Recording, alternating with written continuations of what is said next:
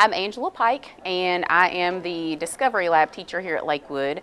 That is actually a STEM lab, but we call it Discovery just to make it a little more fun sounding. This is the Hour of Code week, and so we decided, Ms. Skaggs, our wonderful librarian, and I to team up and do a winter coding wonderland. And coding used to scare me because I'm not the techiest of people, but I've learned that coding is just following and giving directions.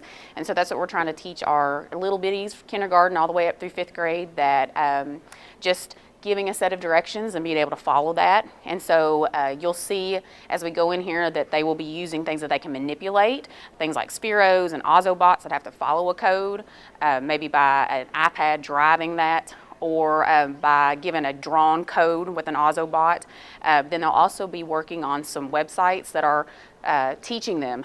They're not just playing a game, because I want them learning how to code those games. So hourofcode.com is a great website that they've been using that takes them through a tutorial and teaches them how to code certain games. And then there's also a little fun one with the season. It's called Santa Tracker that some of them like. But hopefully you see a lot of fun coding activities going on that they will be learning for as they go into middle school and high school and to those STEM-related careers. Ms. Skaggs and I have teamed up, and we've got Winter Coding Wonderland, because I told you all last week that this is the Hour of Code week.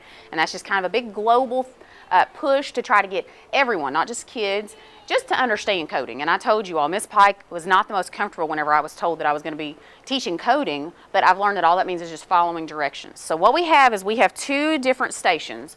We have our computers, where you will be able to get on some websites up on that board, hourofcode.com, which I introduced you all to last week. Santa Tracker is up and running if you'd like to do that, because that involves some coding as well. And then Ms. Skaggs also shared a really neat one, Made with Code, okay? You'll use your headphones when you're doing that. The other station are these tables over here. We have tons of stuff. I have Spheros, which are little balls that can be driven with an iPad, and it's because they're following code that that you can drive them. We have Ozobots at the next table. If you will take the time to sit down with those to me are my favorite, because you can, I believe there's a set of directions there where you're going to want to draw a Christmas tree. And you try to get your Ozobot will follow that line, but if you will follow a key that has some different code of patterns of colors, then it will make the Ozobot go faster. It'll make it spin. It'll make it turn certain directions. So that's really cool. There's Simon Optics, Cubelets, a mouse code and go game set up on those tables. So there's all kinds of stuff through here, and all that has to do with coding. Okay. So look, what we do with the Sphero is you put it right here and it connects to your device, okay? And then it wants you to kind of calibrate. It says to make sure that the blue dot is facing you. So it's facing me, so now it's ready to go. You put it down on the ground and you can drive it using your finger. You're gonna be the first one to do it? Drive it, let me go get 2 more. Now, Ms. Skaggs has an obstacle course over there that you can try to run your Sphero through. You put it down, it will move.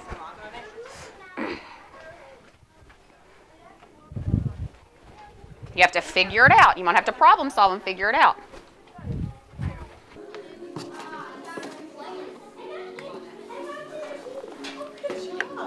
Say that getting them involved at the elementary level is because our middle schools and high schools and careers are shifting so much to computers, computer programming, those kinds of things. And so just trying to make sure that our kids are keeping up with and prepared for those classes that they're going to have in middle school and high school, and then of course their careers. So, okay, so see now it lights up because it's connected. And then we have to calibrate it to where the little blue dot is facing me, and then it should be ready to go. Okay, and you all take turns, okay, because I only have 3 of them. Let me work on this one. Now this is really cool. This is like a little robot that you can build. You use these different things. This is actually a battery. You turn it on, and these are all magnetic, and they connect, and it will actually move around too. So like, try this one, make that. And then this battery will drive it. One of them is like a little flashlight. I think that one has a light. This one, whenever you put your hand in front of it, it's kind of drawn towards your hand. So that's another one you could do. Oh, good job. Whoever's going to do the obstacle course.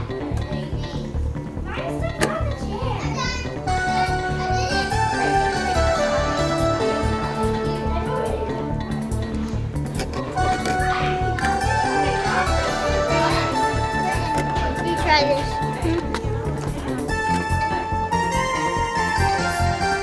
Which one does this one go to? The big one or the little one? Little one.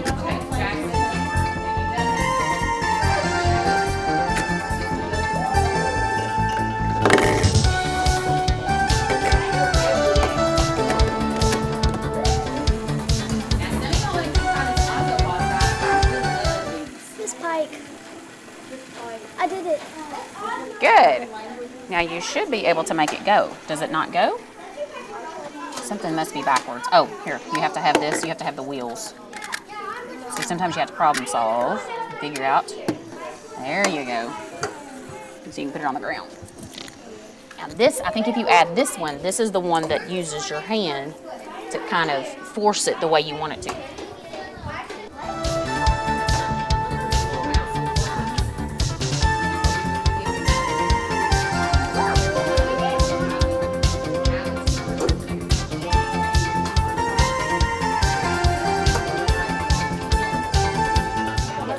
On your mark. Yes, sir. What, Maddie, tell them what's the directions? What do they got to go through first? You have to go through these, and then you have to go over, and then you have to try to get back here. Well, what's number one? What's tunnel one? Okay, what's tunnel two? And then around. Okay, on your mark. This is going to make it go. I want to nitro, make it go really fast. Make it spin around. Okay. You know, a lot of kids, I feel like, spend a lot of time playing video games, but instead of just playing them, that they can understand that there was somebody out there who worked really hard to get that game to that point or that computer program to that point. They really have to be an intelligent person and use their brain to give those directions to those games and just to kind of understand the why and the how behind those things that they have grown to love, the video games and the computer programs. This is another thing. If you put it on something like this, it's going to turn whatever color it runs over. Okay? So you just push the button. And to make sure if you're not using them, that you turn them off so they don't run off the table. See how it changes the colors? And it was going really slow there. There's some down here that makes it go fast because it's just giving directions, but the colors is what gives it the directions, the pattern of the colors. So draw either a tree or a snowman or something wintry, and then you can put some code in it. Did you see what happened to him when he read this code? Let's see what happens. You're going to try to see how fast. Maybe you guys can both build a scene and see who can get him to go around there fast. If you use the code, you can do a nitro booster. How do you use the code? Like different. Like, see how they use the code? Watch what he's going to do. No. It's like, oh, he didn't do anything that way. Let's see if he does anything this way. He's like moving like side to side. Yeah, I don't know. You see what you can figure out here. That's part of the fun of coding. I'm gonna use this one. Okay, I'll use. Oh, so you press. This is the one you push. I would say they get kind of excited whenever they actually go through a set of directions, like block directions, and then they get their little avatar, their character, doing what the directions that they gave it. You can see some excitement in them. There's particularly one called Dance Party, and they are learning how to get their avatar to do certain dances, and it kind of excites them. Okay, Cameron, so what game is this game? Is this the dance party game? Yeah. And what are you doing on this? Doing block coding? I'm trying to make him dance and get forward. He's going to floss. Let's see if you can get it. Oh, good job.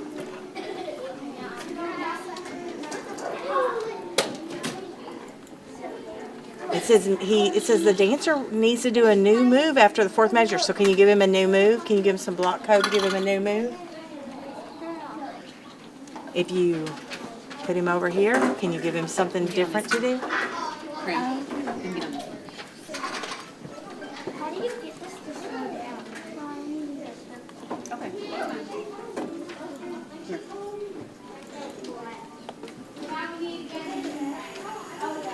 Okay, I think this puzzle wants him to, after 4 measures, I think it wants him to get another. Oh, it said you did it. You get to go to the next level. Good job. What kind of coding are you doing here? I started out doing coding right here and Uh-huh. stuff. Then it just lets us do it. It uses your code that you created to make it work Yeah, we start, with your code there. yeah. And then once we get to level 7, we have to do it on our own. Oh, wow. And we have to try to, and we only can use these. How far have you gotten so far? What's your highest level? 7? Yes. Must be tough. Yeah, it is.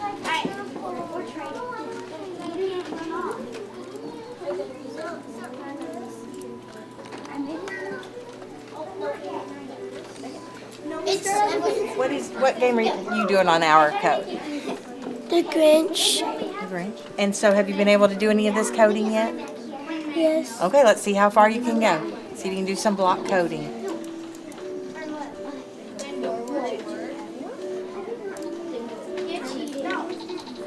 Great job. Next level. Gonna get a little tougher.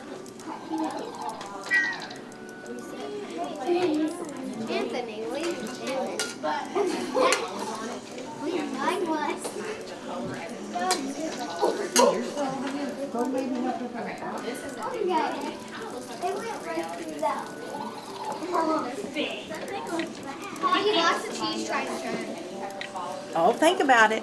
So let's see what you got. Let's try it again. Let's think about it. He's going to have to go over 1. Then what's he going to have to do? Go down, up. Okay, so that one probably is going to need to change, isn't This it? one, No, the second one. Second step. it won't delete. Okay. Okay, take it over. Try using that. Bring your block back up. This one? Uh-huh. No, you were right. Click that. Take this block there and move it under there. But instead of saying move right, click the word right and say up. So let's think about it. Going over, up. Now what do we got to do? Okay. Here's somebody. So he needs to go over.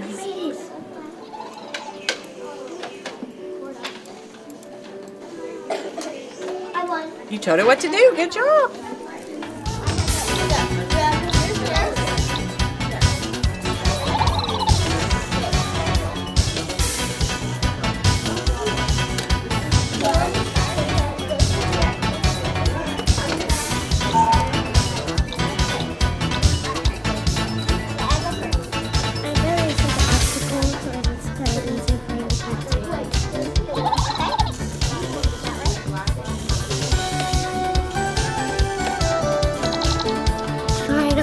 Then there are some other ones that might make it turn or spin around, like this one.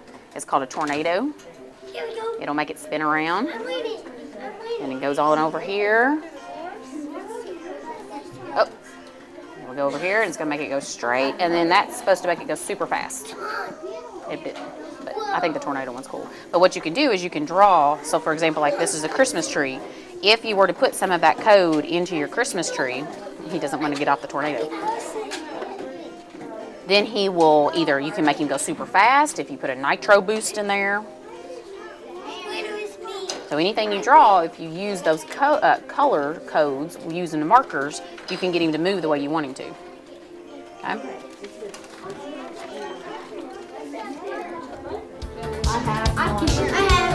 I have because mine was the big one that just posted. They're a little tricky to try to.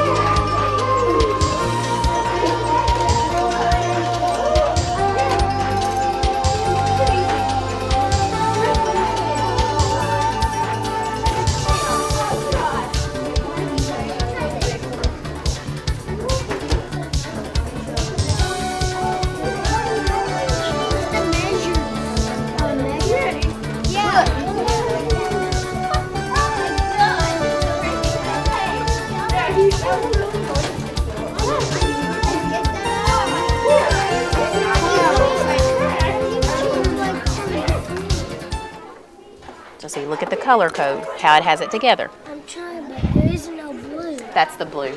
It's a dark blue.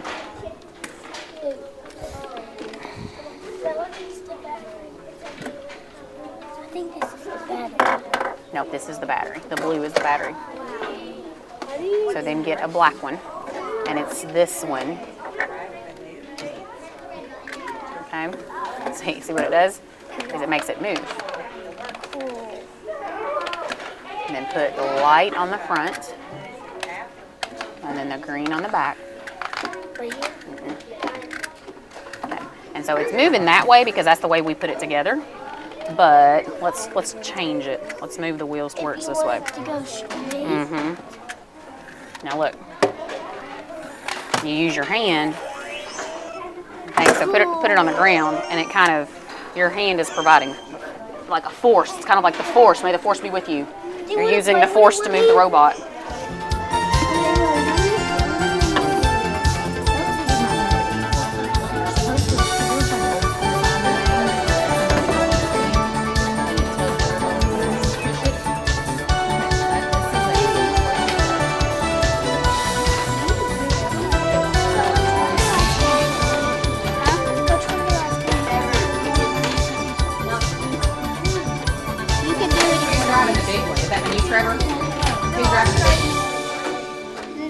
He fixed it. Now he made it go the right way.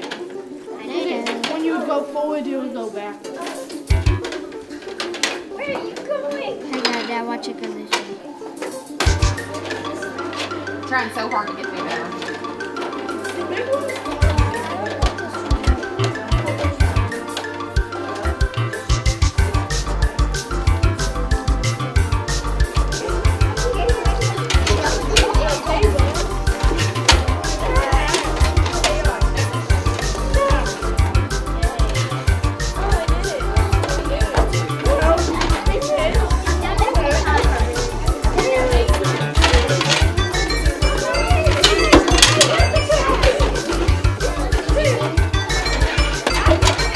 I need a marker.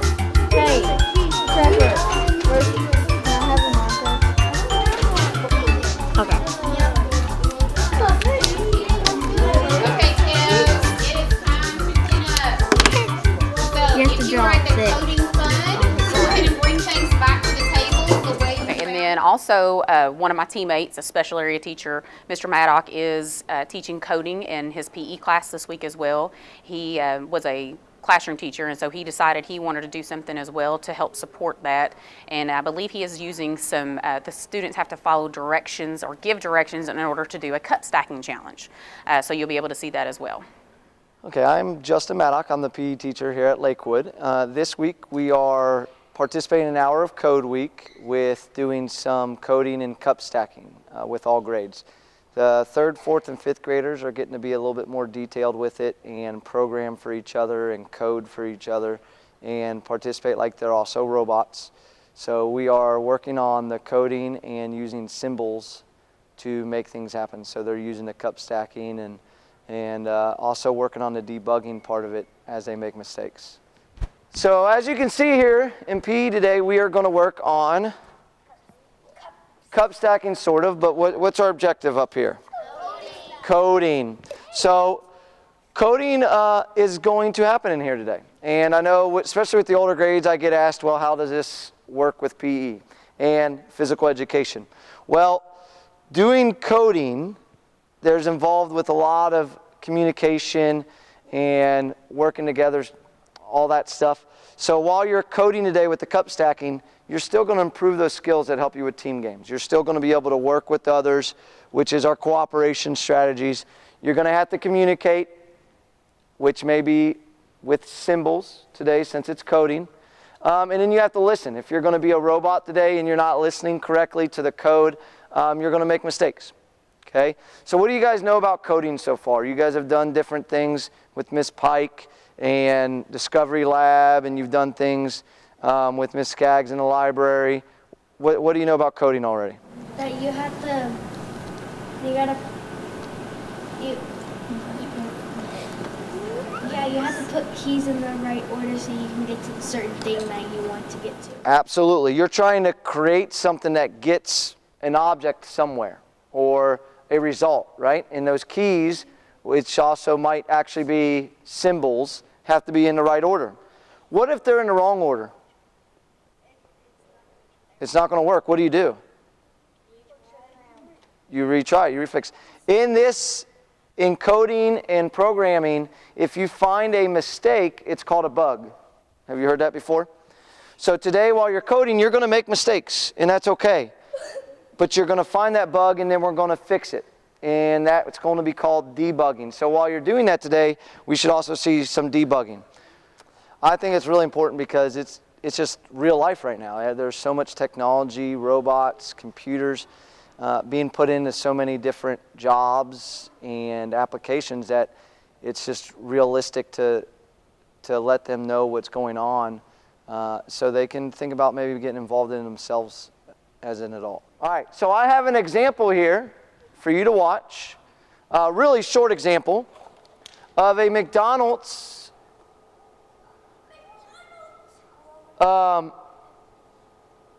object that has obviously been coded. Okay, at McDonald's, their job is to give you their food fast, right? Because it's fast food. So if they use a robot or a machine, that should hopefully make their job go faster. So what you see here is the cups or your drinks you order as you go through the drive-thru being filled. So this machine has been what?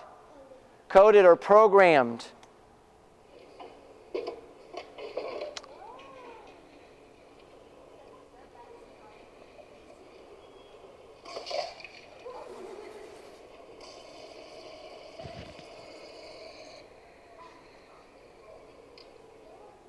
So, do you think that helps the worker at McDonald's work a little bit faster? Yeah. So, obviously, McDonald's would agree. And they have a machine or robot that helps. Are all machines and robots going to be have a positive impact on us? Like, that's positive. That helps them go faster. Do you think all machines are going to be positive? Okay. Can you think of anything that is a machine that you've dealt with that's been coded that might be positive but also has a negative influence on our life? The self-checkout. The cashiers, the self-checkout. So that machine's even been programmed. You can scan your own food, your own materials you buy, pay, get your receipt. Very good, right? That's a positive thing for us somewhat, but how is that also a negative? What do you think, Destin? Sometimes, like on the Black Friday sale, the ham we were supposed to get for our it was supposed to be a half off, but when we went to the scanner, it wasn't half off. Maybe the machine can't fix price coding in situations fast enough where you need a cashier. What is the self-checkout replacing? What's it getting rid of? Ashley? People's jobs. So it may be helping Target and Walmart and Home Depot and all these stores make a little bit money as a business, but it might take away a job that could help us. So it's important to think about this stuff. We talked about how coding, if we make a mistake, it's called a bug. We're going to debug them. All right, so what we're going to do today is you are going to be robots using code or symbols to make towers. Okay? We are going to do one together. Okay? And then you're going to get to do your own as a group. Some of you will be robots. Some of you guys will be the programmers. For in here, I'm looking for more of the communication skills and the problem solving. They're going to try to communicate with each other. And whether it's coding or team games or team sports, communication is huge. So they'll learn how to work with their partners, which are robots, and communicate correctly. And coding and symbols is communicating too. So that's what I hope to gain in here for my area. for today. Which arrow do you think means pick up? The up arrow. Which arrow is going to mean put down? The down arrow. Pretty simple, right? Okay, now we're going to call these arrows the forward arrows. So that means these will be backwards. Okay, so let's look at this one together. If I'm the robot, okay, what's my first arrow tell me to do? Up. Okay, now when it tells me forward, what's another thing that the robot needs to know? How far to go. So when I program this, I'm going to program that arrow with a length or distance. So let's talk about that distance. What do you guys think that distance should be? About 2 cups away. Maybe. So you think, let's look at this. So he says up, and then one arrow would be how far? How far do you want me to go? Let's start with 1 cup. So let's say that arrow is 1 cup. So I go over 1 cup. Okay, I got a second arrow. Go over another cup and go down. So let's look at this next one. Okay, and when I get down, I'm a robot. So I need to get where again? Up and back to my cup. So notice that's where the back arrows come into play. So I go back, back. So what am I going to do again? Up.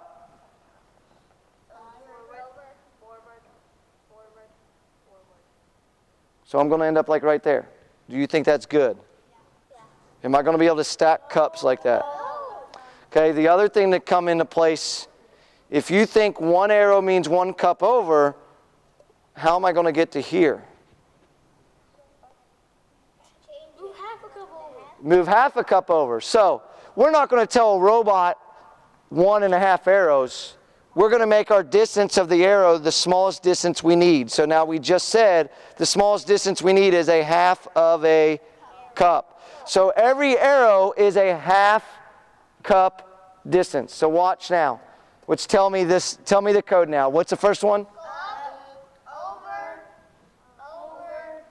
down. Over. Back. Back.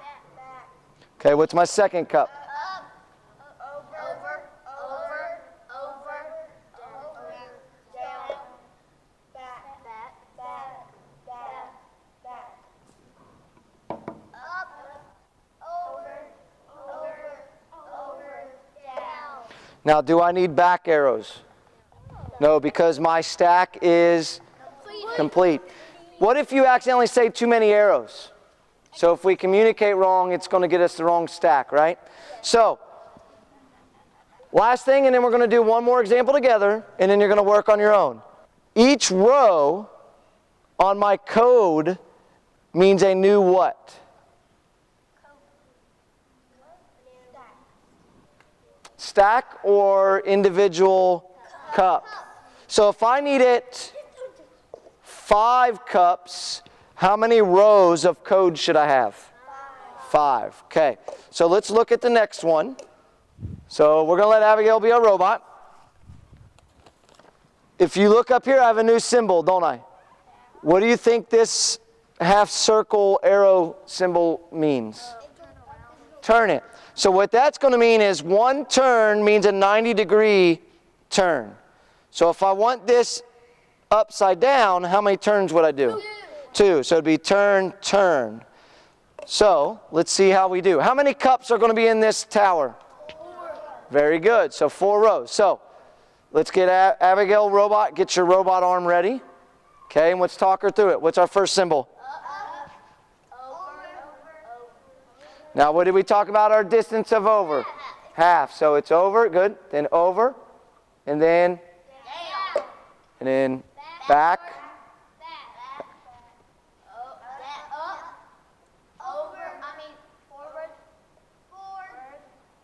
Forward, down,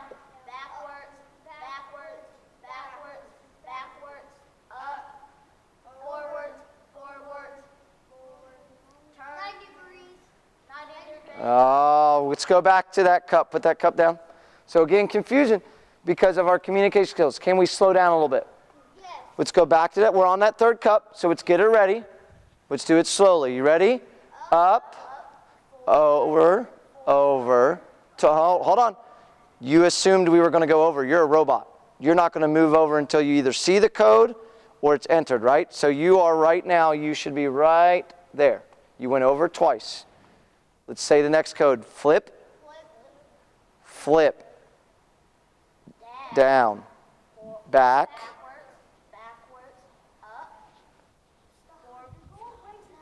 Zach, you got to slow down, don't you? Okay.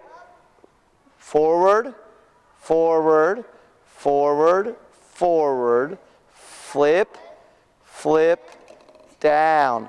Now, do you see where maybe having a robot do this would be beneficial? Do you think their arms are going to be really steady and perfect because it's a robot? Okay. I think it might. A human, we're going to be like, might shake. All right, so let's give her a hand for being a good robot. Okay.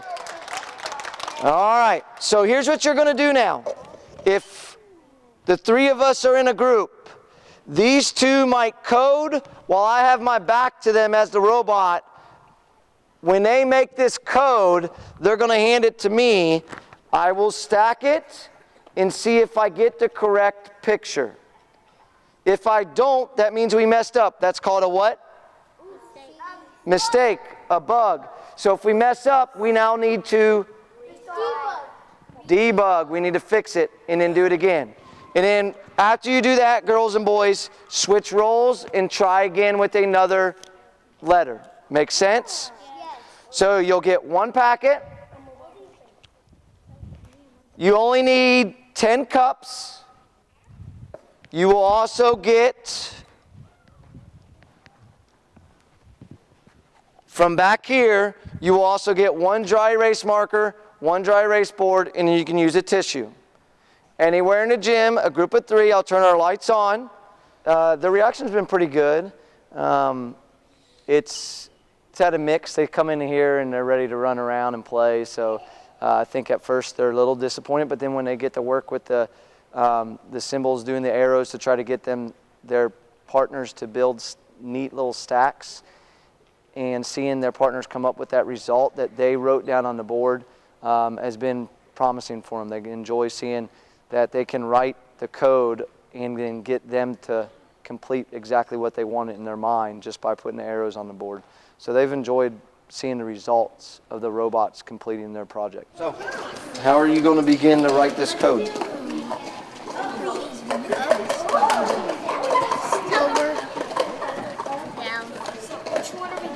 Okay, now, are you hoping to remember that in your head, or are you going to start writing it down?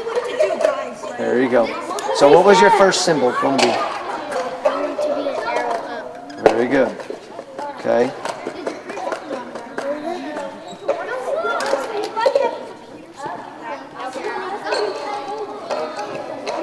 All right, now, what do we remember about our over arrow distance? What did one over arrow mean, or forward arrow? A half cup. So right now, if you're the robot, and we go up in a one arrow over, and I didn't set my cup down. So it's going to be another. Very good. And that's what you need to do. So while you guys are writing the code for your 4 cups, walk yourself through the steps to make sure we do it right. Now, I've got here, what do you have to add next? I've got to get back to the beginning, which is going to match my... Very good. Hold on. You haven't finished yet. If I'm the robot, my hand's right here.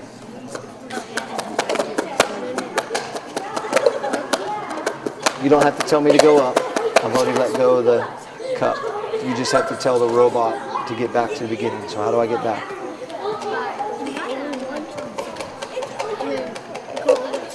There you go.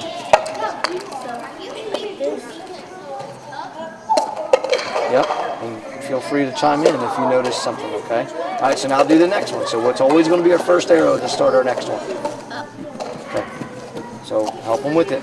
Figure out how many arrows over. And remember, this one's going to be flipped. Come check in there.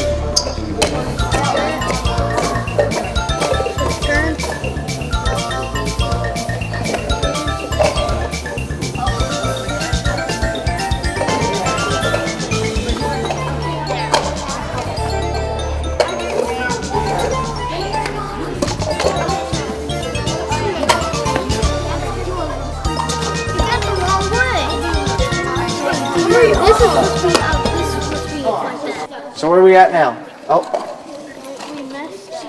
what do you think? Where do you think you messed up? Well, I think it was him because he did this. Does it? First of all, does it matter who messed up?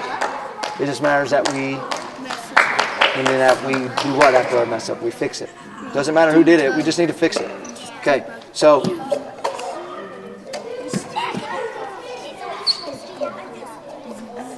So let's go back and look at this.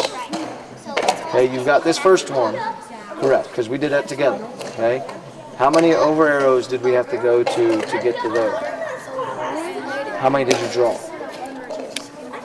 Okay, so good. Well, you debug that, and we're matched here. So now let's go back to this cup. Okay, you said up.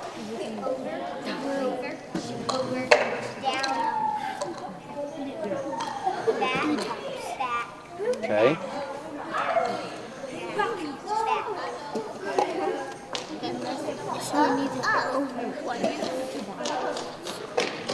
So we need to turn it. Okay, so we did 2 flips. Very good. Then drop it. Okay. And then how many back arrows? 3. You gotta have the right amount of back arrows. So get your back arrows in.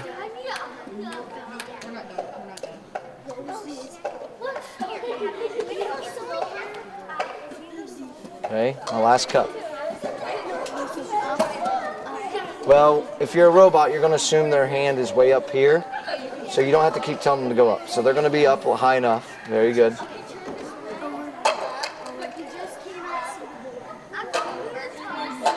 If it's going to be the same level as this cup, how many overs do I need? Or forwards? And then do I need to turn it? So what's my next one going to be? Very good. All right. Do you think you got it coded right? Does it match the picture? All right. Don't let them know that you have letter B. All right, robot, get back over here.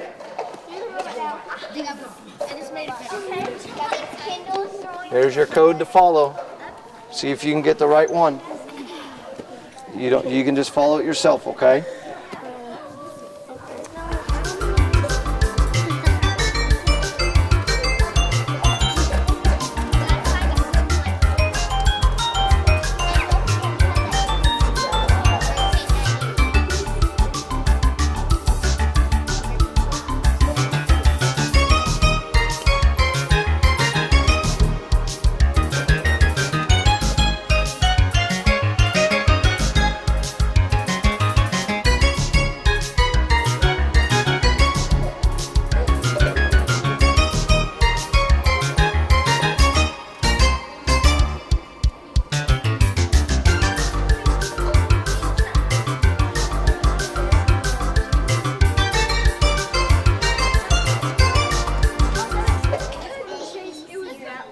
Go ahead and fix that cup. So what I was telling them, and we didn't go over this, you can assume that a robot is automatically going to go at the right level, and anytime they drop a cup, it's just going to go to where it goes until it touches the next cup. So that up arrow, just assume you're up above your tower, okay? So go ahead and grab it, you're up.